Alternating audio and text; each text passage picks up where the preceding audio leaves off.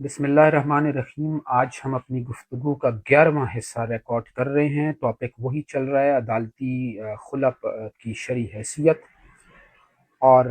اس میں ہم مختلف علماء کرام کی آراء کا ذکر کر رہے تھے۔ آج ہم اس میں ضروری ہے کہ ہم سپریم کورٹ آف پاکستان کا جو اہم فیصلہ اس حوالے سے دیا گیا تھا اسے سمجھنے کی کوشش کریں، کیونکہ یہی وہ فیصلہ ہے جس پر مفتی تقی عثمانی صاحب نے اپنی رائے کا اظہار کیا تھا، اور اس پہ نقد کرتے ہوئے اس کے استدلال کے بارے میں انہوں نے اپنی رائے دی تھی کہ وہ استدلال درست نہیں ہے۔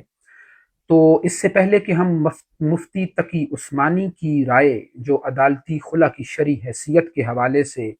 ان کی کتاب اسلام میں خلا کی حقیقت کے نام سے ہے، اس میں درج ہے،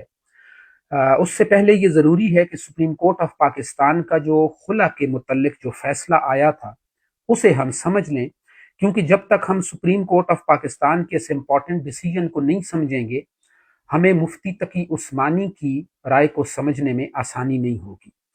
اس سے پہلے کہ ہم مفتی تقی عثمانی صاحب کی رائے کو پیش کریں، اس کو دیکھیں کہ وہ عدالتی خلا کو کس نظر سے دیکھتے ہیں اور ان کے اپنے دلائل کیا ہیں اور وہ کیا موقف رکھتے ہیں، اور وہ سپریم کورٹ آف پاکستان کے فیصلے کو کن بنیادوں پہ اس خلا کے حوالے سے غلط قرار دیتے ہیں، بہتر ہے کہ ہم سپریم کورٹ کا وہ فیصلہ دیکھ لیتے ہیں۔ یہ فیصلہ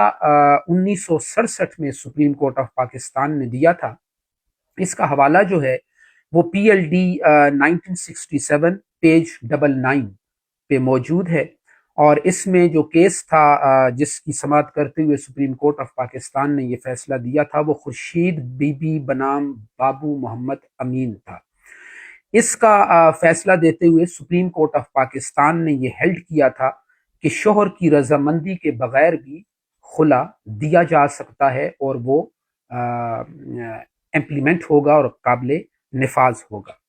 اس سے پہلے 1959 میں لاہور ہائی کورٹ نے بھی ایک امپورٹنٹ فیصلہ اسی ضمن میں دیا تھا، اور اس فیصلے میں بھی لاہور ہائی کورٹ نے یہ ہیلڈ کیا تھا کہ اگر بیوی خلا کی استدعا کرتی ہے عدالت میں آ کے اور شوہر اس پہ رضامندی نہیں دیتا تو عدالت اس بات کی پابند نہیں ہے کہ اس سے رضامندی حاصل کر کے خلا کی ڈگری دے گی۔ لاہور ہائی کورٹ نے اس میں یہ ہیلڈ کیا تھا کہ شوہر کی رضامندی کے بغیر بھی خلا افیکٹڈ ہوگی۔ تو 1959 میں لاہور ہائی کورٹ کے فیصلے کے بعد پھر جو امپورٹنٹ فیصلہ آیا وہ تھا جس کا میں نے ذکر کر دیا ہے آپ کے سامنے، وہ پی ایل ڈی 1967 پیج 99 ہے، جس میں سپریم کورٹ نے کہا کہ خلا کے لیے یا خلا کی ڈکری جاری کرنے کے لیے خاوند کی رضامندی یا اس کی حاضری ضروری نہیں ہے۔ یہ جو فیصلہ دیا تھا یہ 5 رکنی بینچ نے دیا تھا۔ اس میں جو جسٹس صاحبان موجود تھے اس بینچ میں، ان میں ایک جسٹس تھے justice S A Rahman, justice Fazal Akbar, اسی طرح جسٹس حمود الرحمان اور جسٹس محمد یعقوب علی، اور اسی طرح جسٹس ایس اے محمود شامل تھے۔ یہ 5 رکنی بینچ تھا جس نے یہ فیصلہ دیا تھا کہ شوہر کی رضامندی کے بغیر بھی خلا افیکٹڈ ہوتا ہے۔ اس میں جو لیڈنگ ججمنٹ تھی وہ جسٹس ایس اے رحمان کی تھی، اور انہوں نے اس میں ایک مقالہ بھی تحریر کیا جس میں انہوں نے یہ ثابت کیا کہ شوہر کی رضامندی کے بغیر خلا ہو جاتی ہے، اور عدالت جو ہے وہ اس کی خاوند کی حاضری اور رضامندی کی پابند نہیں ہے۔ اس میں جسٹس ایس اے رحمان نے اپنی لیڈنگ ججمنٹ دیتے ہوئے سب سے پہلے آیات قرآنی سے اس کا استدلال کیا،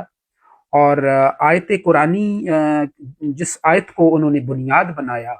اور بنیاد بنا کے انہوں نے یہ ثابت کیا کہ خلا جو ہے وہ شوہر کی رضامندی کے بغیر بھی ہو سکتی ہے، اور وہ خلا عدالت جاری کر سکتی ہے اور وہ افیکٹڈ ہوتی ہے۔ وہ جس آیت سے استدلال کیا جسٹس ایس اے رحمان نے، وہ اس آیت کے الفاظ ہیں کہ وَلَهُنَّ مِثْلُ الَّذِي عَلَيْهِنَّ بِالْمَعْرُوفِ وَلِلرِّجَالِ عَلَيْهِنَّ دَرَجَةٌ وَاللَّهُ عَزِيزٌ حَكِيمٌ۔ اس سے انہوں نے استدلال کیا اور کہا کہ عورت کو بھی مرد کی طرح علیحدگی کا حق حاصل ہے اور وہ خلا کی صورت میں حاصل ہے۔ اور اس کے بعد انہوں نے وہ جو آیت طلاق ہے جو سورہ بقرہ کی آیت نمبر 229 ہے، جسے ہم پہلے بھی سمجھنے کی کوشش کر چکے اور کوٹ بھی کر چکے، اس آیت سے استدلال کرتے ہوئے جسٹس ایس اے رحمان اپنے اس مقالے میں لکھتے ہیں کہ اس میں جو الفاظ فَإِنْ خِفْتُمْ کے الفاظ ارشاد فرمائے گئے ہیں، اس سے مراد تمام مفسرین نے اولو الامر لیا ہے، حکم دینے والا لیا ہے اور فیصلہ کرنے والا لیا ہے۔ اور جسٹس ایس اے رحمان بھی اس آیت سے استدلال کرتے ہوئے اپنی رائے دیتے ہیں، اور وہ کہتے ہیں کہ فَإِن خِفْتُم سے مراد حکم دینے والا اور اولو الامر ہے، اور وہ جج ہوتا ہے، وہ فیصلہ کرنے والی عدالت ہوتی ہے۔ اور وہ کہتے ہیں کہ حاکم کے پاس فسخ کرنے کا، نکاح منسوخ کرنے کا اختیار ہوتا ہے۔ اور اپنی یہ رائے اپنے مقالے میں جس بنیاد پر وہ دیتے ہیں، وہ انہی دو آیات کو بنیاد بناتے ہوئے اور اس کی تشریح کرتے ہوئے مفسرین اکرام کا حوالہ دیتے ہوئے کہتے ہیں کہ مفسرین نے اپنی رائے بھی یہی دی ہے کہ حاکم کے پاس، جج کے پاس اور کورٹ آف لاء کے پاس نکاح کو منسوخ کرنے کا اختیار ہوتا ہے، اور وہ خلا کی بنیاد پہ بھی نکاح کو منسوخ کر سکتی ہے۔ اس کے بعد انہوں نے ان احادیث مبارکہ کا بھی حوالہ دیا اپنے اس مقالے میں، اور اپنے اس لیڈنگ ججمنٹ میں وہ یہ کہتے ہیں کہ وہ جو آیات ہیں اس سے متعلق، خلا سے متعلق، جنہیں ہم بار بار اپنے گفتگو میں کوٹ بھی کر چکے، جس میں مشہور روایت جو ثابت بن قیس کی اہلیہ کے حوالے سے جو واقعہ آتا ہے، اور جو ایک دو روایات ہم نے اور بھی دیکھی تھی، ان کو بھی بنیاد بناتے ہوئے وہ استدلال کرتے ہیں، اور پھر فقہ اسلامی میں فقہا کی کنٹینشنز کو ملحوظ خاطر رکھتے ہوئے اور وہاں سے بھی اپنی دلیل، اپنی رائے کے حق میں دلیل لاتے ہیں وہ، اور چند مثالیں ہمارے سامنے دو پیش کرتے ہیں، اور مثال دیتے ہوئے وہ مفقود الخبر کی مقدمے کی نوعیت بیان کرتے ہیں، اور اسی طرح ایلا کے مقدمے کی نوعیت بیان کرتے ہوئے کہتے ہیں کہ عدالت کے پاس تنسیخ نکاح کا اختیار ہوتا ہے، اور جس طرح ان مثالوں میں اور ان مقدمات میں عدالت نے فیصلہ کیا، اور روایات سے بھی ثابت ہوتا ہے کہ خلا کی بنیاد پہ ایز اے جج، ایز اے قاضی، نبی صلی اللہ علیہ وسلم نے خلا کی بنیاد پہ علیحدگی کا حکم جاری کیا تھا۔ تو یہیں سے انہی چیزوں کو، انہی روایات کو اور قرآن حکیم کی ان دو آیات کو بنیاد بناتے ہوئے وہ کہتے ہیں کہ خلا کا اختیار عدالت کے پاس ہے، اور عدالت خلا کی بنیاد پہ نکاح کو ختم کر سکتی ہے۔ یہ ساری آیات کا حوالہ دیتے ہوئے، روایات کا حوالہ دیتے ہوئے، آخر میں وہ اپنی ورڈکٹ، ایک جو امپورٹنٹ سنٹینس ہے وہ میں آپ کے سامنے رکھ دیتا ہوں۔ وہ کہتے ہیں کہ it is explained that incurable aversion to the husband on the part of the wife would be sufficient justification for the خلا۔ وہ کہتے ہیں کہ یہ سارے بیانات اور یہ دلائل اس بات کا ثبوت ہیں کہ اگر یہ ثابت ہو جائے اور اگر یہ عدالت کے سامنے یہ بات آئے کہ عورت اپنے مرد سے ناقابل اصلاح نفرت کرتی ہے، تو یہ جواز کافی ہوگا عدالت کے لیے کہ وہ خلا کی ڈکری جاری کر دے۔ تو یہ وہ سپریم کورٹ کا فیصلہ تھا جسے ہم نے مختصراً اس کی امپورٹنٹ جو پوائنٹس تھے اور امپورٹنٹ آسپیکٹس تھے اس ڈیسیجن کے، وہ ہم نے آپ کے سامنے رکھے۔ یہ 1967 میں فیصلہ دیا گیا تھا۔ اس کو مختصراً دیکھنا اس لیے لازمی تھا کہ چونکہ ہم علماء کرام کی آراء اس موضوع سے متعلق، عدالتی خلا کی شرعی حیثیت سے متعلق دیکھ رہے ہیں،